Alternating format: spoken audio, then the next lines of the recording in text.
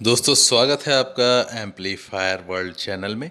देखिए एक 300 वाट NPN driver का मेरा एक वीडियो था, उसको देखकर एक सब्सक्राइबर हैं मिस्टर कौशिक, उन्होंने उस बोर्ड को बनाया लेकिन वो फेल हो गया और कई बार व्हाट्सएप पर उन्होंने मुझे मैसेज किया क्यों प्रॉब्लम सॉल्व नहीं हो रहा है। सभी ट्रांजिस्टर ओके हैं, कुछ समझ में नहीं आ रहा था क्या प्रॉब्लम है। तो चलिए वो बोर्ड उन्होंने बाई कुरियर मुझे भेजा है कलकत्ता से। तो आज हम देखने वाले हैं कि उस बोर्ड के अंदर क्या प्रॉब्लम है। तो चलिए शुरू करें।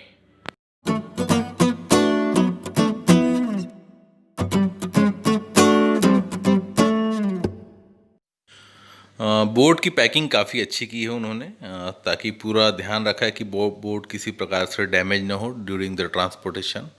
पॉलिसीन वगैरह भी लगा रखा है। तो चलिए ये रहा वो बोर्ड, अब देखते हैं इसमें प्रॉब्लम क्या है। सबसे पहले इस बात का चांस होता है कि कोई कंपोनेंट्स गलत लग गया हो या कोई रेजिस्टेंस जिसकी वैल्यू बाय मिस्टेक गलत लग गई हो, तो उस वजह से ही बोर्ड काम नहीं करता है। तो उनके हिसाब से जो रेजिस्टेंस 150 ओम के है, जो C2229 के पास वो रेजिस्टेंस यहाँ पर ये आप देख सकते हैं, ये वाला रेजिस्टेंस जलने का प्रॉब्लम आ रहा था। ठीक उसी तरीके से TIP42C के पास भी, और एक ये रजिस्टेंस, ये दोनों रजिस्टेंस और एक और रजिस्टेंस, मतलब 3 रजिस्टेंस ओवर हीट होकर जल रही थी। तो चलिए सबसे पहले देखते हैं इस पर लगे हुए सभी ट्रांजिस्टर बिल्कुल सही लगे हैं या नहीं। तो वो देखने पर मुझे पता चला कि सभी ट्रांजिस्टर और सभी कंपोनेंट्स अपनी जगह पर बिल्कुल भी सही लगे हुए हैं और उनमें कोई भी मिस्टेक नहीं है कि कोई रेजिस्टेंस या कैपेसिटर या ट्रांजिस्टर किसी डायरेक्शन से या किसी और वजह से गलत लगा हो। सारे कंपोनेंट्स बिल्कुल सही लगे हुए हैं। तो फिर इसके बाद एक चांस हो सकता है कि अब कौन से कंपोनेंट्स खराब हैं उनको डिटेक्ट किया जाए। तो इसमें ऐसे ट्रांजिस्टर्स एम्पलीफायर में जनरली ख़राब होने वाले कंपोनेंट्स में मेन होता है ट्रांजिस्टर का ख़राब हो जाना। तो सबसे पहले डाउट होता है ट्रांजिस्टर के ऊपर, लेकिन अब इतने ट्रांजिस्टर हैं, अब कौन सा ख़राब होगा कुछ पता नहीं। तो चलिए एक एक ट्रांजिस्टर को चेक कर लिया जाए। तो इसके लिए पहले तो हम पीसीबी में ही लगे हुए पोजीशन में ही ट्रांजिस्टर को चेक कर लेंगे, क्योंकि अगर ट्रांजिस्टर शॉर्ट सर्किट होगा तो हमें मल्टीमीटर डायरेक्टली बीप की आवाज़ देगा, जिससे पता चलेगा कि ट्रांजिस्टर ख़राब है और हम उसे आसानी से डिटेक्ट कर लेंगे। यहाँ पर मुझे दोनों ड्राइवर ट्रांजिस्टर और बाइसिंग वोल्टेज ट्रांजिस्टर, ये तीनों ट्रांजिस्टर बिल्कुल ओके मिले हैं, इसमें कोई प्रॉब्लम नहीं है। इसके बाद इनपुट स्टेज का ये फर्स्ट ट्रांजिस्टर चेक किया गया, ये भी बिल्कुल ओके मिला। दोस्तों यहाँ पर इनपुट स्टेज का सेकेंड ट्रांजिस्टर, ये इसका बेस और कलेक्टर आपस में शॉर्ट मिला था। तो इसको देख लेते हैं कि ये ट्रांजिस्टर निकाल कर ये वाकई ख़राब है या फिर और कोई वजह है। इसके बाद दोस्तों ये C2229 दोनों ट्रांजिस्टर चेक किए और ये दोनों बिल्कुल ठीक थे। तो चलिए अब देखते हैं इनपुट ट्रांजिस्टर। ये पीसीबी का बैक साइड, ये हमारा इनपुट सिग्नल यहाँ से जाता है। तो इनपुट सिग्नल ये फर्स्ट ट्रांजिस्टर है जो कि ठीक है, और सेकंड ट्रांजिस्टर पर आप देख सकते हैं कि सोल्डरिंग थोड़ा एक्सेस है, यही शॉर्ट दिखा रहा है बेस और कलेक्टर। तो जनरली इनपुट स्टेज के ट्रांजिस्टर पर वोल्टेज काफ़ी कम आता है, इस वजह से इनके ख़राब होने का चांस काफ़ी कम हो जाता है। तो यहाँ पर मुझे इस बात की पॉसिबिलिटी ज़्यादा लग रही है कि ये एक्सेस सोल्डर की वजह से शॉर्ट है। तो चलिए मैं एक्सेस सोल्डर हटा देता हूँ और उसके बाद रीडिंग ले लेता हूँ। दोस्तों घर पर जो पीसीबी बनाई जाती है उसमें इस बात के चांसेस काफ़ी ज़्यादा होते हैं कि ट्रैक आपस में शॉर्ट हो गई हो, यानी कि जो ट्रैक बहुत नज़दीक होती हैं उनके बीच में कॉपर की बहुत पतली लेयर, जो कि कई बार दिखाई नहीं देती, लेकिन वो इलेक्ट्रिकली कंडक्टिविटी बना देती है और कॉपर ट्रैक को शॉर्ट कर देती है। इसीलिए जो बहुत नज़दीक कॉपर ट्रैक है आप उसको एक बार खुरुच कर देख लीजिए, और इसके साथ साथ मल्टीमीटर से भी एक बार कंटिन्यूटी ले लीजिए, और जो ट्रैक है उसको काफ़ी ध्यान से लाइट में देखिए।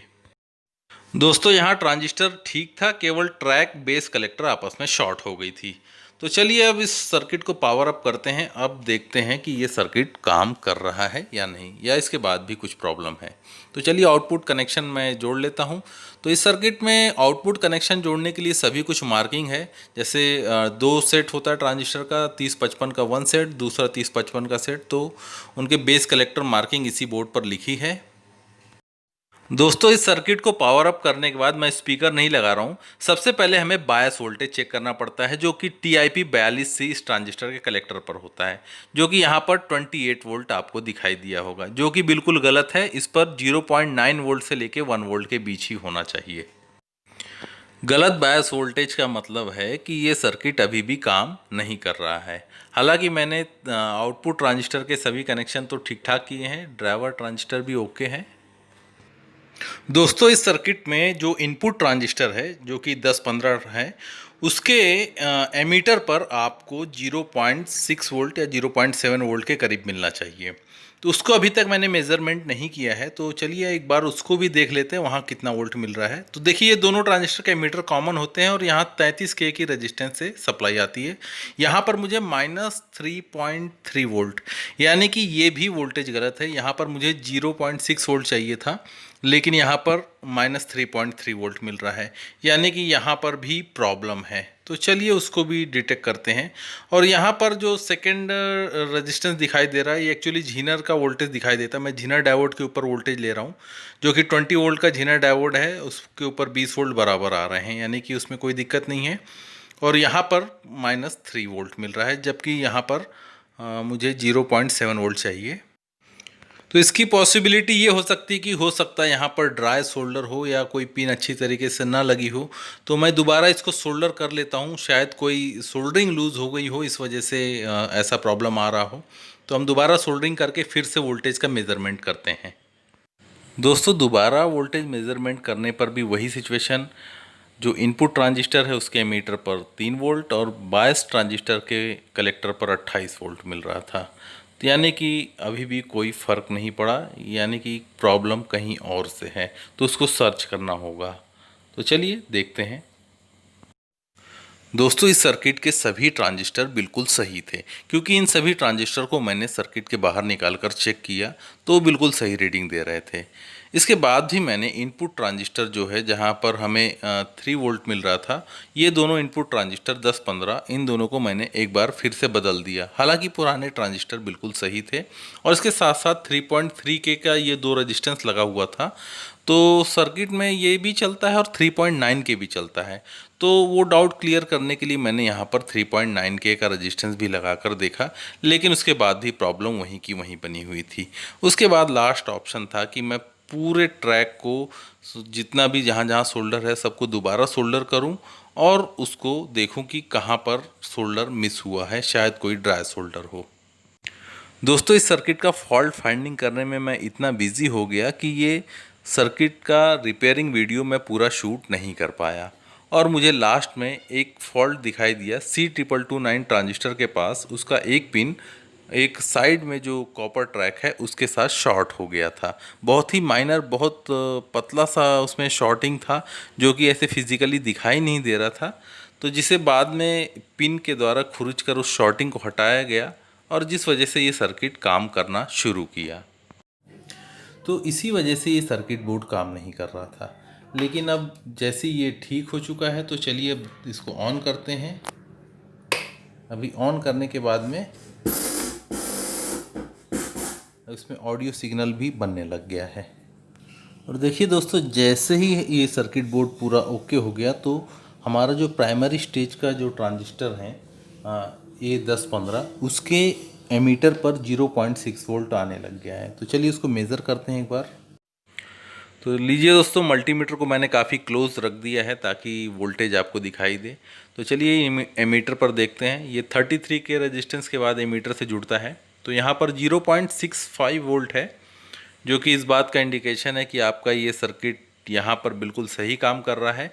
और इसके बाद यदि आपका बायस वोल्टेज बिल्कुल सही मिल जाता है तो ये सर्किट 100% ओके होता है। तो ये ट्रांजिस्टर आपके C2229 ट्रांजिस्टर को ड्राइव करते हैं, और C2229 हमारे ड्राइवर स्टेज से जुड़ा होता है। तो देखिए बायस वोल्टेज हमारा 0.95 यानी कि 1 वोल्ट के करीब है, जो कि बिल्कुल सही है। अब ये सर्किट पूरी तरीके से ओके हो चुका है। तो दोस्तों इस टाइप की प्रॉब्लम जब आप खुद से DIY सर्किट बनाते हैं, तो इस टाइप की प्रॉब्लम PCB में अक्सर आती है। इस वजह से प्रोजेक्ट फेल हो जाता है और जिसे ढूंढना बड़ा मुश्किल होता है। तो फिर भी ये वीडियो आपके लिए हो सकता है हेल्पफुल हो या ना भी हो। तो मिलते हैं दोस्तों नेक्स्ट वीडियो में। Thank you for watching. Have a nice day.